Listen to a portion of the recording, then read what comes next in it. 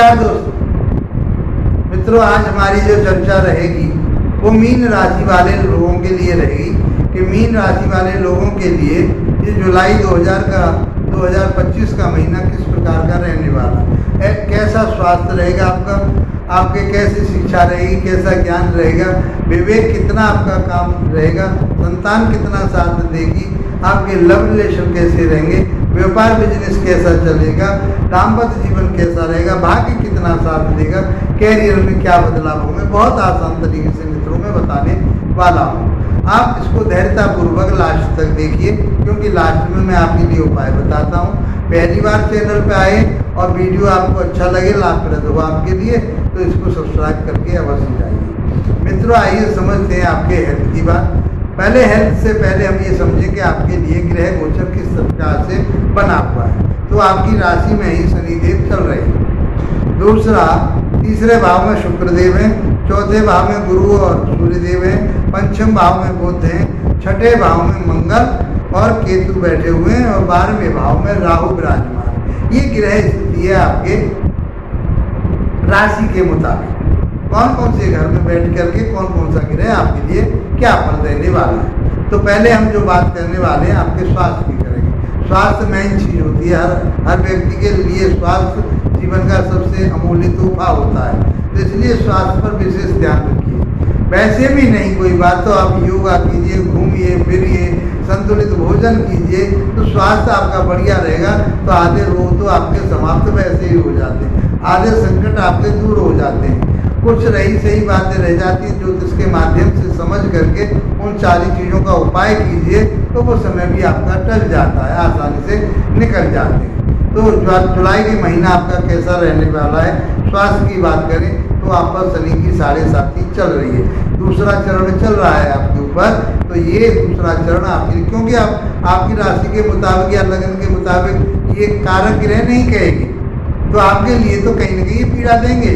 लगन में बैठ करके आपको बात रोक देंगे, स्टमक प्रॉब्लम देंगे, आपके लिए कोई न कोई समस्या ये देते रहेंगे, क्योंकि इनकी दृष्टि तीसरे भाव पर जाएगी, 7वें भाव पर जाएगी और 10वें भाव पर जाएगी। तो तीसरे भाव की बात करें तो ये आपके लिए कहीं न कहीं आलस और ये देने वाले, हिम्मत पराक्रम की बात तो दूर की बात करेंगे।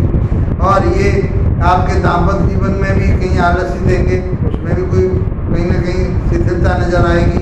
और 10वां भाव आपके कर्म क्षेत्र का होता है, तो वहाँ पर भी ये अपना रिजल्ट देंगे। आइए जब उनकी बात आएंगी उनकी भी बातें करेंगे। पहले हम हेल्थ की बात करते हैं। तो हेल्थ के बारे में मैंने बताया, बात रोग से आप पीड़ित रहेंगे, स्टमक प्रॉब्लम रहेगी, गैस प्रॉब्लम हो सकती है आपके लिए, कोई आपके लिए इस तरह की समस्या बन सकती है। उसके लिए आपको सचेत रहना होगा। आलस को त्याग कीजिए। आप प्रातःकाल घूमने के लिए जाइए तो शनि का प्रभाव कम होगा। अब बात करते हैं हम आपके शिक्षा की, ज्ञान की, विवेक की, लव रिलेशन की, संतान की। ये हम पंचम भाव से देखते हैं। 5वें भाव में राशि बनती है, चंद्रमा की राशि है, कर्क राशि है, वहाँ बुधदेव बैठे हुए हैं। बुधदेव की स्थिति कहाँ से है? बुधदेव छठे 7वें भाव के स्वामी बनने और चौथे भाव के स्वामी बनने, चौथे भाव के 7वें भाव के स्वामी बन करके आपके कहाँ बैठे हुए? पंचम भाव में बैठे हुए। तो आपकी जो शिक्षा होगी, ज्ञान होगा, विवेक होगा, आप चाहे सीए का कोर्स कर रहे हैं, आप आर्किटेक्चर का कोर्स कर रहे हैं, तो ये आपके लिए बहुत अच्छा रहने वाला है। आप कोई बैंकिंग की तैयारी कर रहे हैं, उससे रिलेटेड है आपको कोई तैयारी, तो आपके लिए अच्छा रहेगा। संतान के प्रति आपके रुझान अच्छे रहेंगे, बुद्धि विवेक ज्ञान आपका काम करेगा, उसके माध्यम से आप शेयर मार्केट में भी पैसा लगाएंगे, उससे आपको लाभ प्राप्त होगा। आपका जो लव रिलेशन कहीं बने हुए हैं, वो लव रिलेशन आपके सक्सेसफुल होंगे, कोई परेशानी नजर नहीं आ रही। संतान के साथ आपका व्यवहार अच्छा रहेगा, आपकी संतान का आपके प्रति व्यवहार अच्छा रहेगा। अब बात करते हैं हम आपके दाम्पत्य जीवन, वैवाहिक जीवन आपका कैसा रहने वाला है। वहाँ के स्वामी बुद्धदेव की स्थिति बताई पंचम भाव में, तो बुद्धि विवेक ज्ञान आपके पास अच्छा रहेगा, तो आपका वैवाहिक जीवन बढ़िया रहेगा। जब बुद्धि विवेक ज्ञान आपके पास अच्छा रहेगा, आप इंसानियत से बात करेंगे, संस्कारों की बातें करेंगे, आप इमोशनल बात करेंगे, आप अपने परिवार से जुड़ कर के बात करेंगे, तो आपका जो वैवाहिक जीवन है वो बहुत मधुर रहेगा।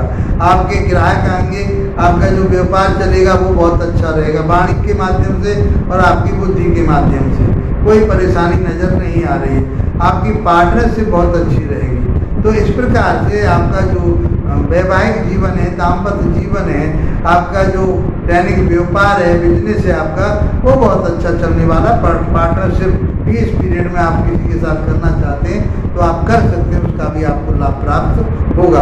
अब बात करते हैं हम आपके भाग्य की। तो भाग्य ये हम नवम भाव दे देते हैं, ये धर्म कर्म का भाव कहा गया है। तो आप यहाँ कौन है? मंगल देव है। मंगल देव की स्थिति क्या है? छठे भाव में है। तो भाग्य की स्थिति छठे भाव में जाना ये थोड़ी कमजोर होती है, लेकिन छठे भाव में मंगल का बैठना आपके लिए बहुत कुछ दे रहा है।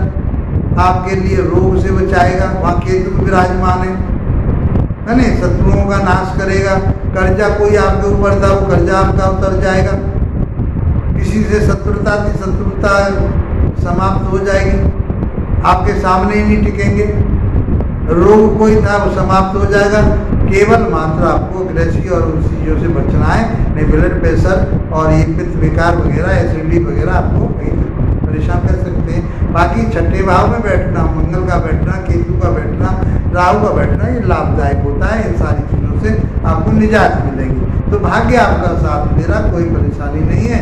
आप धर्म कर्म से जुड़िए, गुरुओं से जुड़िए, गुरुओं का आदर कीजिए, उन्हें प्रणाम कीजिए। पिता को प्रणाम करके आप किसी काम पर निकलते हैं तो बहुत कुछ आपको मिलने वाला है। अब हम बात करते हैं आपके कैरियर भाव की। कर्म क्षेत्र 10वां भाव आपके कर्म क्षेत्र का, पिता का है, आपके व्यापार बिजनेस का है, नौकरी का है। वहाँ के स्वामी गुरुदेव बनते हैं, स्वयं गुरुदेव चौथे भाव में बैठे हुए हैं। माता के घर में बैठे, भूमि भवन वाहन के घर में बैठे हुए। तो मित्रों, आप कोई भी डीलिंग कर रहे हैं, कोई भी आप डीलर का काम कर रहे हैं, भूमि का, भवन का, वाहन का, खरीदने का, बेचने का काम कर रहे हैं और यही व्यापार आपने बना रखा है, तो ये भी आपके लिए फलीभूत होगा। दूसरों की भलाई करने के लिए वो एंजॉय में आपने खोल रखा है, तो वो भी आपके लिए बहुत फलीभूत होगा। आपकी उससे उन्नति और तरक्की होगी। यदि आप कोई ज्योतिष का काम करते हैं, अध्यापक का काम करते हैं, टीचर का काम करते हैं, प्रोफेसर हैं आप, लेक्चरर हैं आप, कोई संत पुरुष में महंत हैं आप, किसी के पीठ के आप पीठाधीश हैं आप, मैं समझता हूँ कि ये समय आपके लिए बहुत अच्छा रहने वाला है। आप धर्म कर्म के ग्रंथों से जुड़िए, धर्म कर्म से जुड़िए। धर्म कर्म का अर्थ मेरा ये सात्विक जो विचार होते हैं आपके, उन सारी चीज़ों से जुड़ना है। मैं किसी ऐसी बातें नहीं कर रहा कि धर्म कर्म का अर्थ ये कि आप किसी माला लेकर के जपने में ही लग जाओ, ऐसा नहीं है। जो आपके संस्कार गुरु जो देते हैं वो संस्कार आपके अंदर इस समय आएंगे और उससे आपकी उन्नति और तरक्की होगी। व्यापार बिजनेस ज्योतिष का काम है, बैंकिंग का काम है, सलाहकार का काम है, मजिस्ट्रेट हैं आप, कहीं आप न्याय कर रहे हैं माँ, तो इस समय पीरियड में आप न्याय बिल्कुल निष्पक्ष करेंगे। आप कहीं वकील हैं तो आप भी इस समय बहुत अच्छे मनोवृत्ति से काम करेंगे और उसका आपको लाभ प्राप्त होगा। मित्रों, वीडियो अच्छा लगा है तो लाइक शेयर सब्सक्राइब कीजिए। और एक अंत में ये बताता हूँ कि ये चीज़ें आपको प्राप्त नहीं हो रही तो आपको क्या करना है, तो आपको भगवान विष्णु की आराधना करनी है। आपको भगवान विष्णु की आराधना करनी है तो सारे के सारे काम आपके सफल होंगे, उन्नति वाले, तरक्की वाले होंगे। इसी के साथ आप लोगों का धन्यवाद, नमस्कार।